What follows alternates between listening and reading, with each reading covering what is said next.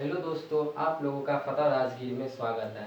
जैसा कि हम लोग देखते हैं, चाहे बिहार दरोगा हो या अभी लेटेस्ट बीपीएससी का एग्ज़ाम होने वाला है, पहाड़ी के बारे में पूछ देता है। कुछ दक्षिण भारत के कुछ ऐसे पहाड़ियाँ का नाम पूछता है जो हर एग्ज़ाम में तो आता है, माने एक दो एग्ज़ाम में गैप करके देखने को मिलेगा आपको। लेकिन उसमें होता है क्या कि जैसे लुसेंट हुआ, जो सब जगह मिल जाता है, तो हर बुक में नहीं दिया जाता है। तो हमको कहीं से जो नोट्स मिला है उससे या कहीं कहीं से जो है हम इकट्ठा करके ये क्वेश्चन को डाले हैं पहाड़ियाँ।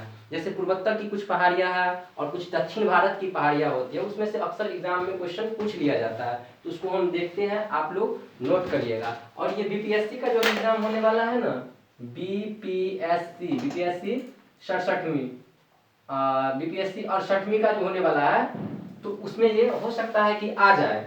देखिए हम लोग देखते हैं, जैसे देखिए यहाँ से देखते हैं, जैसे मलायगिरी की पहाड़ियाँ हैं। क्या है? मलायगिरी की पहाड़ियाँ। तो मलायगिरी की पहाड़ियाँ है ना, गिरी लगा है ना, मलायगिरी की पहाड़ियाँ। तो ये कहाँ पर हो सकती है? ये उड़ीसा में है। कहाँ पर है मलायगिरी की पहाड़ियाँ? उड़ीसा में। मलायगिरी की पहाड़ियाँ कहाँ पर है? उड़ीसा में। चलिए ठीक है। उसी तरह देखिए, जैसे बादाम की पहाड़ियाँ। क्या पूछ रहा है? बादाम की पहाड़ियाँ। तो बादाम की पहाड़ियाँ कहाँ पर हो जाएगी? ये भी हो जाएगी उड़ीसा में। कहाँ पर हो जाएगी? उड़ीसा में। अब देखिए, जैसे ये तीनों जो है ना, ये जनरली एग्जाम में पूछा जाता है। ये एक तो बादाम की पहाड़ियाँ भी पूछी जाती है और ये तीनों पूछा जाता है। इसमें देख लेते हैं क्या, तीनों ये तमिलनाडु में है। जैसे सेवड़ाई की पहाड़ियाँ। सेवड़ाई की पहाड़ियाँ कहाँ पर है?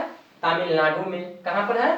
तमिलनाडु में। उसी तरह शेषाचालम की पहाड़ियाँ। शेषाचालम की पहाड़ियाँ कहाँ पर हो गया आपको? तमिलनाडु में। उसी तरह हम देखते हैं यहाँ पर क्या, जावेदी की पहाड़ियाँ। जवादी की पहाड़ियाँ। कौन सी पहाड़ियाँ? जावादी की पहाड़ियाँ। ये कहाँ पर आती है? तमिलनाडु में आती है। ये एग्जाम में पूछेगा ही पूछेगा, थोड़ा ध्यान लगा कर देखिएगा तो ये याद आपको हो जाएगा। अब देखिए, अब यहाँ पर देखते हैं, ये कुछ पूर्वोत्तर भारत की पहाड़ियाँ हैं जो अक्सर एग्जाम में आ जाता है, लेकिन लुसेंट सब बुक में जनरली नहीं मिलता है। खैर लुसेंट जो है बहुत अच्छा बुक है, यदि उसको आप छोड़ते हैं तो दिक्कत हो जाती है एग्जाम सब में, तो उसको तो लेकर चलना है। लेकिन लुसेंट में ये सब जनरली देखने को नहीं मिलेगा, तो इसीलिए हम सोचे कि कुछ कलेक्शन मेरे पास है, ये आप लोगों के बीच में मैं ला दूँ। अब देखिए, जैसे एक हो गया मिकिर की पहाड़ियाँ।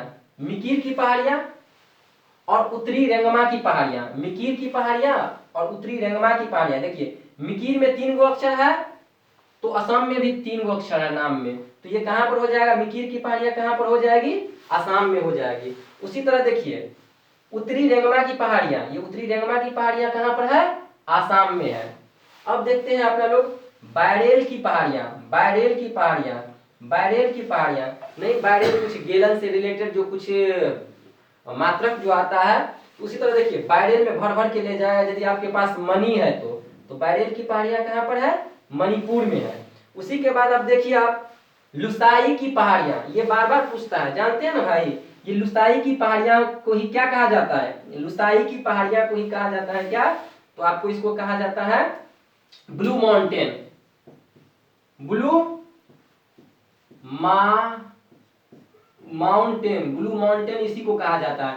हो सकता है आपके एग्जाम में लुसाई की पहाड़ियां ना देके पूछ दे ब्लू माउंटेन कहाँ पर है। तो ये ब्लू माउंटेन जो है ना, ये कहाँ पर है? ब्लू माउंटेन मिजोरम में। कहाँ पर है?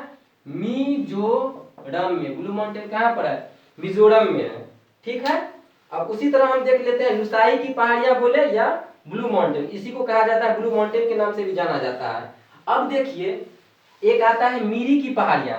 मीरी की, अबोर की, मिसमी की और डाफला। डाफला तो पता होगा आप लोगों को कि अरुणाचल प्रदेश में है, लेकिन मीरी और मिकिर में कंफ्यूज नहीं होइएगा।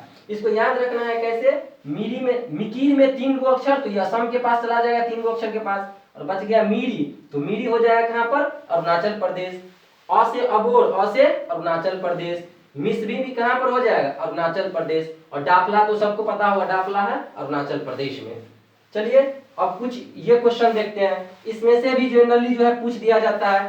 पूछा जाता है कि रंपा की पहाड़ी कहाँ पर है? तो ये कहाँ पर है? आंध्र प्रदेश में है। उसके बाद देखिए वेलिकोंडा की पहाड़ी कहाँ पर है? जिसमें कोंडा लगा रहे हैं ना, क्या लगा रहे हैं? कोंडा। कोंडा लगा रहता है तो जनरली कहाँ पर पाया जाता है? आंध्र प्रदेश में। उसी तरह देखिए अरायोकोंडा, इसमें भी कोंडा लगा हुआ है, तो ये कहाँ पर पाया जाएगा? आंध्र प्रदेश में।